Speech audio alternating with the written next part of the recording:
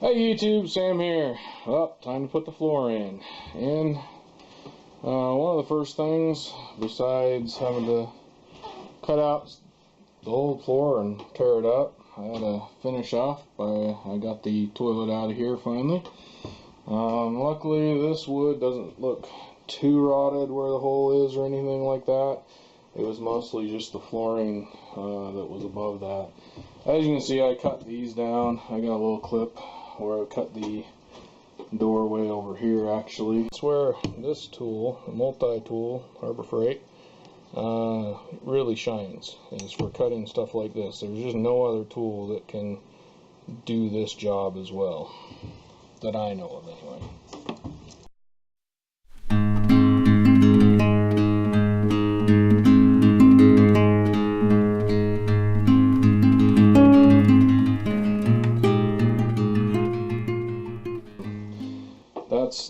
That's how tall the old floor used to be, and I'm going to build that back up. And first thing I need to do is make this floor a little better. I'm going to try to close in that hole there, because, well, actually the toilet's going to go right there, right where that hole is, but I want to make it more strong underneath that toilet there, so I need to replace this piece of board. Then I got this hole here that's going to be pretty close to where main traffic's going to be, so I want to replace this whole board here. And then this stuff here I'm not too worried about, because that's all going to be underneath where the sink and that kind of stuff is going to be, all this stuff here, so I'm not too worried about that.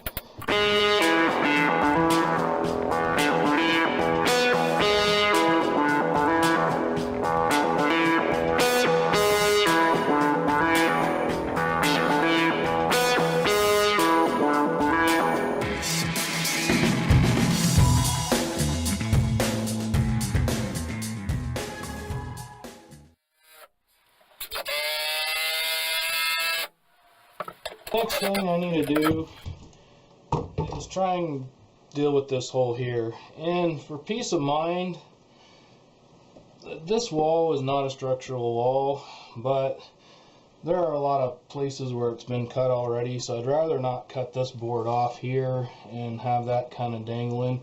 And there's a truss going across here. It's not a truss.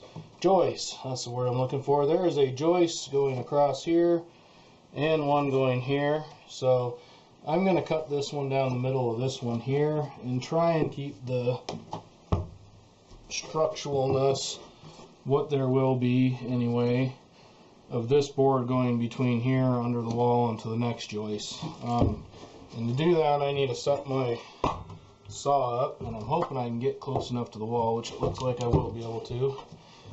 And taking out the battery. I don't know if you can see this. Hoping you can see this. I know light here. I got the battery out of this thing. What I'm going to do is set this so it's just barely going to be cutting through that.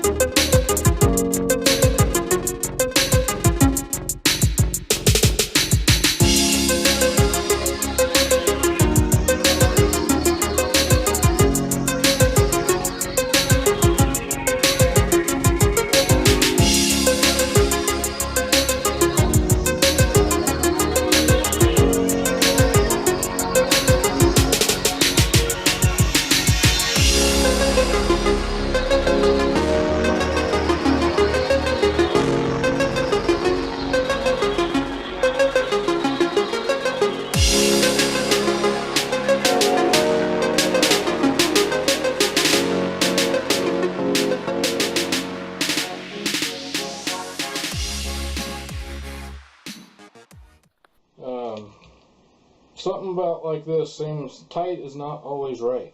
If you make things too tight and don't give that little bit of gap, wood expands and contracts. especially in an area like a bathroom where there's going to be moisture. So therefore, and plus heat differences in the bathroom quite a bit. So therefore, there is some expansion contraction going to be going on these floors. You need to have a bit of a gap so that that can happen. Now I'm going to go ahead and screw this all down, drill it, put pilot holes in it, and screw it.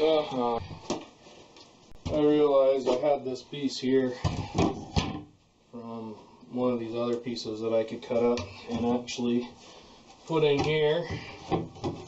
Fits. You take a little bit off of that. And I figured out the tub wall, it's going to be going like right along here. So I'm kind of just worried about this one section here because it was kind of poking up right here. This is pretty flat here, so I'm not too worried, and if anything it's a little bit down. But this is a lot better than what was here. So I'm going to go with that one. I'm not going to worry about this hole here because it will be covered up. That'll pretty much cover any of the bases that I need to worry about as far as structural. Yeah, I got a cold, so excuse my voice and if I start coughing. It's time to start throwing the flooring on top of this flooring, and I started by going around all the edges with my shot back here, and then I also went across all these cracks and crevices and where the boards came together and any like big cracks like that. Sucked out as much of that stuff as I could, and as I was doing that I went along, and as I saw like maybe a nail sticking up or a piece of something in the down in the crack that needed to be shoved down further or pried out, I could get all that kind of stuff. Next thing I need to do.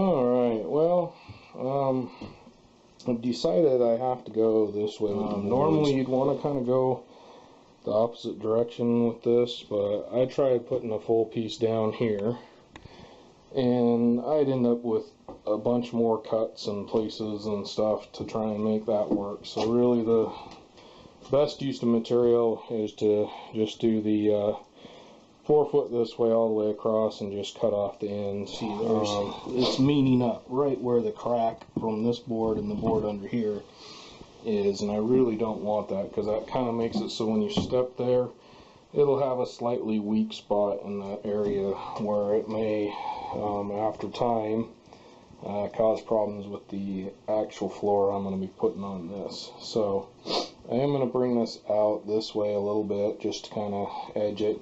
So I will have a slight bit of a gap here. Something else I could actually do is cut this out across here, which would bring it in that way some. And I haven't decided if I'm going to do that or just lay a piece in there.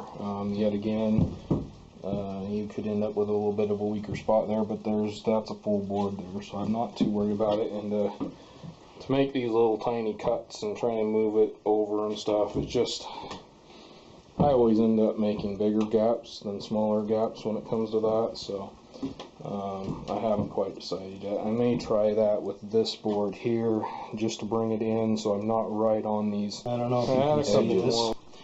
But I measured that, and it is 4 3/8 from the edge of the flooring to the edge of the board here. So if I cut this, take a line right where that mark is right there, 4 3/8, which is this mark right there. And I basically, I'm not cutting these lines, these are just lines so I know where I need to cut. But mark my lines right, and then cut out this area along here where I have X's. I don't know if you can see that. I'm hoping you can. You can see the X there. That then, so when I cut out this piece here, and I also marked the same thing in the corner over there and cut out that little piece there. In theory, if I've done my measurements right, which many a time I don't, so I'm going to check this, double check it, and triple check it. This should, when I cut that out and that out over there, should leave this piece right here so that I can take this whole board and shove it up in there and it'll go into that spot right there. It's a lot more cutting, kind of more pain in the butt. I really wanted to kind of avoid it, but in the end I think the job will be better done if I do that. This part over here I'm not worrying about. I'm just going to slap another little piece in there. I cut that. I got them all laying there kind of in the order in which I want to put them in and screw them down. I've test fit all of them on the floor here, and now I'm going to start with this one because it's the one that has to kind of slip down and in there, because it's going underneath the door here, so it's got to go that way a little bit, and then I cut it for that doorway so it goes in there. So I put a line right there. You can see the black line all the way across here, because I'm going to use some subfloor adhesive and put that down here before I slap that board down. And I'm just going to do that. I'm going to screw into all the studs. That's another thing. I don't know if you'll be able to see it because I got my window, but I marked the studs on the wall there, or not studs, the joist, floor joist, on the walls there, and I have yet to do it here. So everywhere where I'm going to screw it in at each one of these joists, I'm going to make a mark, kind of a tick mark on the bottom of the wall down there, probably somewhere, so that I know that's where the screw goes in. And then as I work my way this way, I can just see where they are. So make it a little bit easier on yourself. I might even make some lines. We'll see. If I do any of that, I'm going to do a real good vacuum in that area before I put the glue down and try and slap that board down. Well, I got the first board in. Now I just, like I showed you, can see the lines on there, I think. Just kind of went through the joist and made the lines there. I actually used, I think they're, I don't know if they're 3 or 3.5 inch screws and liquid nails, Subfloor. Caveat on that, I thought I was going to be able to use like maybe one tube for the entire board here, and it took 3 of those tubes, so I'm gonna have to go buy some more to just put a decent amount on. With this next one I might show you kind of an in-between. I just wanted to get this one down and see how long it would take, and didn't want to be dealing with filming as I was doing that, because I had some extra little curves and cuts and things I had to maneuver around. So anyway, I'll kind of give you more of an idea. But anyhow, 3 of those tubes for one of these boards, and fairly long screws. Now I haven't decided. I'm thinking I put them about every 6 inches, maybe 6 or 8 inches on each one of those, and I think that would be more than good enough.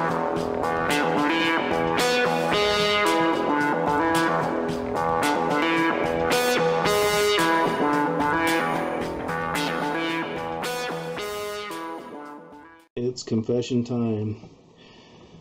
Unfortunately, I was stupid when I laid this board down, and I put my really bad cut edge over here. That's one of those things where I really am not super impressed with this saw right here. I went and bought a new blade because my cuts were so bad with that old blade. So hopefully that blade makes it better, because that old blade's great for, you know, junk stuff and stuff that doesn't really matter, but when it matters, it didn't work very well. So anyhow, I have some pretty bad cuts here, and I need to fix that. So I'm going to take my straight edge and actually put a line across there, do the best I can with my saw, and the rest I'm going to have to use the multi-tool and try and just do the best I can, because to put that piece in there and make it good enough for putting down the flooring on top of it, I don't want any big gaps, and there's going to be a pretty big gap if I just put it to the smallest cut there. So anyhow, needless to say, I'm going to have to fix my mistakes.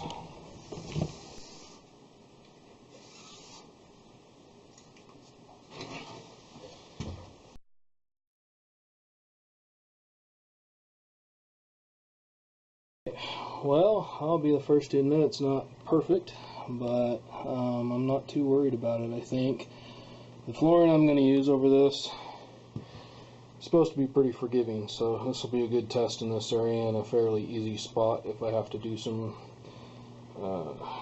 work on it or something later on down the road.